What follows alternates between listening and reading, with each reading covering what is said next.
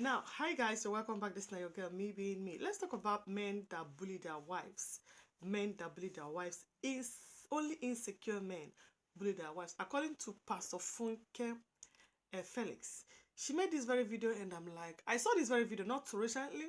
It's not a recent video, but I saw it, and I'm like, goodness, I have to share this because most of the videos that I share on this platform tells my story. And also, I know that some of these videos also tell somebody else's story. But remember, in this platform, we talk about relationship. Not only my story, your story, other people's story. That's what we share on this very platform. And it's not only me talking about men alone or that. It's about relationships so that we see if there's any way we can learn to do better. Now, let's watch this very beautiful video together, and then we'll talk about men that bully their wives. Only demon-possessed men beat their wives. Only insecure men bully their wives. Only demon-possessed men beat their wives. And they need some psychiatric attention. Because there's no human language that can explain to you what a woman goes through to give you a child. The pregnancy, the delivery. I have an orphanage, so you know what that means? Many women that lost their lives just because they wanted to give life to somebody's child. Just because of that. And then you still raise up your hand to beat that woman. Some of you don't even beat your wives physically. You beat them emotionally. You say all sorts of things to them. Look at you, and you call yourself a woman. It's more than beating. Cuckoo beat me. What is the meaning of cuckoo? Cuckoos.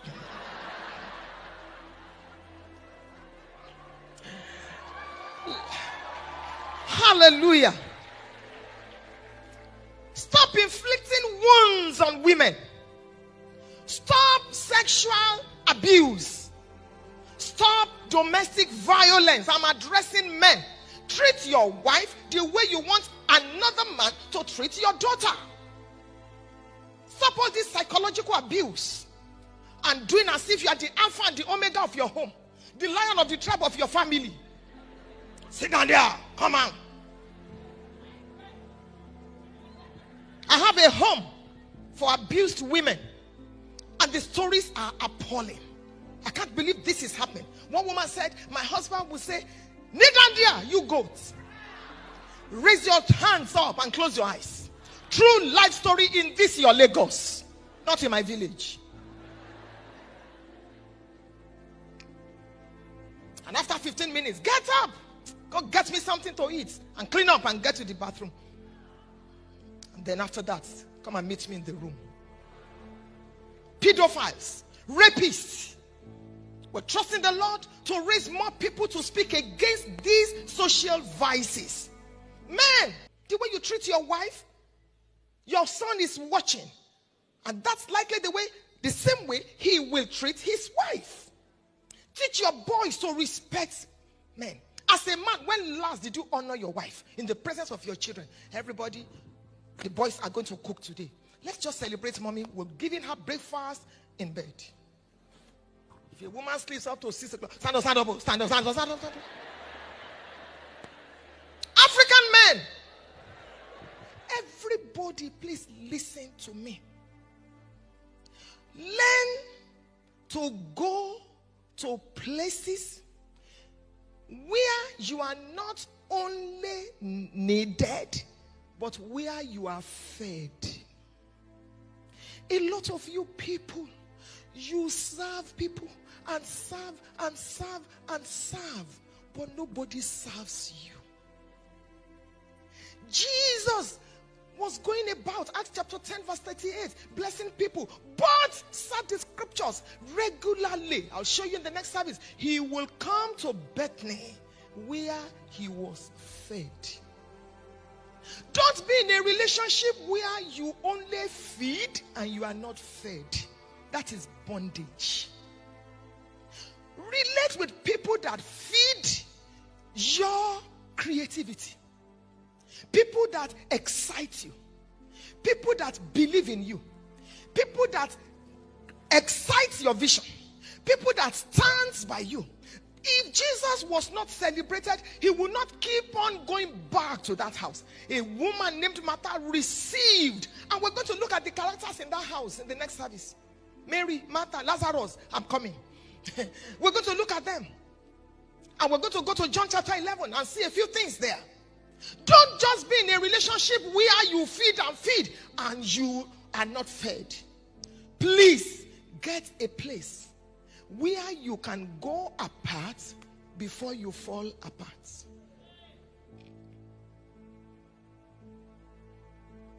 I kept silent for a few seconds so you can think about it. The rate at which people drop dead is alarming.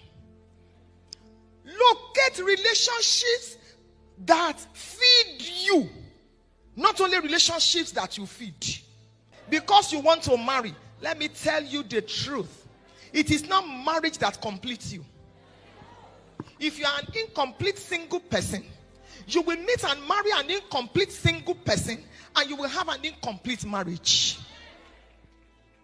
Enjoy where you are on your way to where you are going. Don't sell your birthright. Locate someone that you don't just feed, but that feeds you. Be in relationships where not that they just need you, but you also need them. Here the next statement I'm about to make before I pray for you. Where your absence does not matter, your presence cannot matter. I'm going to say it one more time, then I'll pray with you. Where your absence does not matter, your presence cannot matter. Hi guys. You guys just watched this video. Now, it's not coming from Blessing CEO. It's not coming from me, being me. It's coming from Pastor Funke. This woman is also a pastor's wife. She's a pastoress, right? And her husband is a pastor. That's who is saying this thing. So this is not a feminist speaking. All right? It's not a feminist. She's a pastor. Okay? Now, she talked about men that bully their wife both physically and emotionally. And she said that it's only insecure men that bully their wives. Now, there are so many times, most of us women, you're married to a man.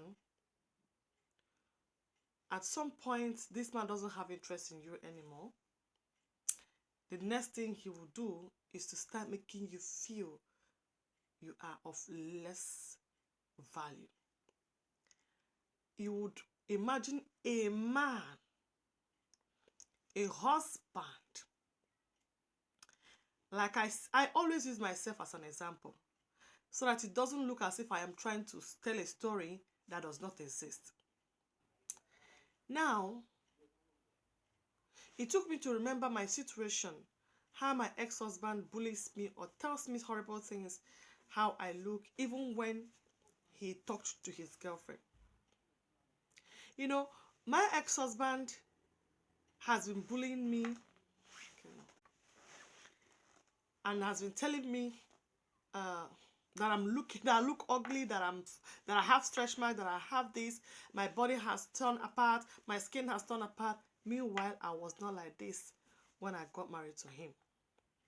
Now, after having all this skin and all this, both my health situation, the way I breathe, because I acquired it when I got pregnant, the way my waist pain that pains me, the pelvic instability that I'm suffering now after I had my second child, my body that is no longer normal the way it used to be when I was not married to him, the stretch mark I obtained on my stomach, on my hands, on my breast due to weight gain, and my skin was drying off when I got here and I got pregnant. I wasn't applying any cream again on my skin. My skin was so not looking good. So I started I always crash it because it was drying off. And you know, this is a dry country. When it's in the season, this is a cold season, it dries off your skin. I scratched myself so much and I got a lot of tears on my skin. Now, not that bad anyways. Not that bad. So I got all those things. And now this man went to discuss with his girlfriend that I have all these problems. And this lady called me to mock me, to tell me, look at you. You that have a stretch mark, you that is rubbing bleaching cream, because I was trying to look good. This happened to be the picture of how I was when I was pregnant. I'm going to put a clearer picture of that on the screen. And for no reason, for whatsoever reason, he told his girlfriend all those things in order to make her feel he doesn't want me anymore. I am now ugly. I am now I don't have stretch mark. He says I am ugly. God have mercy.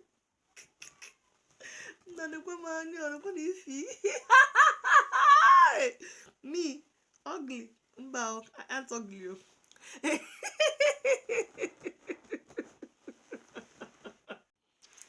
He says I am ugly. So so it made this girl to feel like she is special. This is also somebody who have a child. It made her feel like say she's special, and that is the reason why he doesn't want me anymore. I am ugly. I am this. I am that. But then my question is this. This man keeps telling me that the only thing that will make him happy is for me to pick up my bag and baggages, go back to the government and tell them I do not want to stay in this country again. He said that the only thing that will make him happy is for me to go to the government and return back the green card that he gave to me, so that he will be happy in his life. That if not, he will not be happy. He said if not, he will not be happy. Now, my question is, going back, giving them back the card is not a problem. That is the easiest thing to do. But then, what about me? You want me to give back the green card that you gave to me because I came to marry you? I can do that. But what about me? Who is going to, what are you going to do for the years that you brought me here? What are you going to do for the two times I became pregnant and bore the thing you put in the blood you put in me and bore them into children? What about the stretch mark that you were cursing on me on? Was that how I was when I came here? What about the fat stomach, the big stomach that you said I have? What about the skin that is expanded? What about my video that is no longer normal the way it used to be? What about my waist pain, the pelvic instability that I obtained after I had the pelvic pain I obtained after I had our second child? What about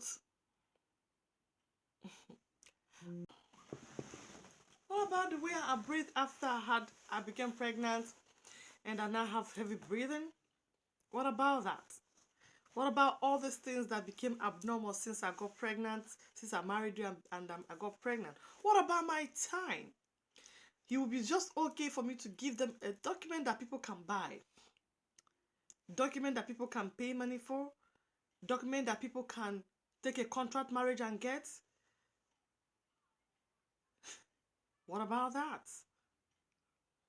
So if there's a way you can make these things, turn back the hands of time and make it normal, bring back those opportunities that that I had. Let's wake up and find out that it wasn't, these things never happened. You will have your green card as easy as ABC. If only you can just please make my life the way it used to be, then I'll give you a green card. But if not, it's called moving. Life stages. This is where I found myself, and this is how I've taken it. So what is this thing about I should bring back the green card? Well, however, these videos and these pictures are going to be seen right now again is pictures of some women what they looked like when they were pregnant and after pregnancy. You can imagine a woman who looks like this just to have your child, and after that all you could tell her is that she is worthless, she is ugly. You bully her emotionally and make her to feel inferior because you found another one that you feel is better than her. Hey, let's just watch this. But well, just let this woman be.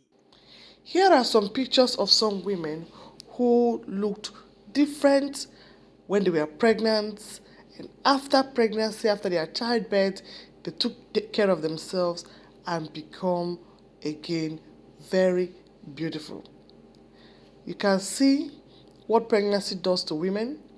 And after a woman had gone through this process, suffered all this ugliness, all these body changes, and bring children that bears your name, you will turn around tomorrow to bully them, to call them ugly, call them fat, tell them they have stretch marks. Are you not ashamed?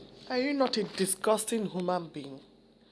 If you could treat a woman who went through these processes to bring your child or your children, you will have the effrontery to insult her, call her ugly by tagging or by telling your girlfriend to call your wife names. What kind of a man is that? What kind of a human being does that? Men, make una dey check oh. Make una dey reason oh. There is God oh. There is God. Some men wey dey do these things, make una change. Change.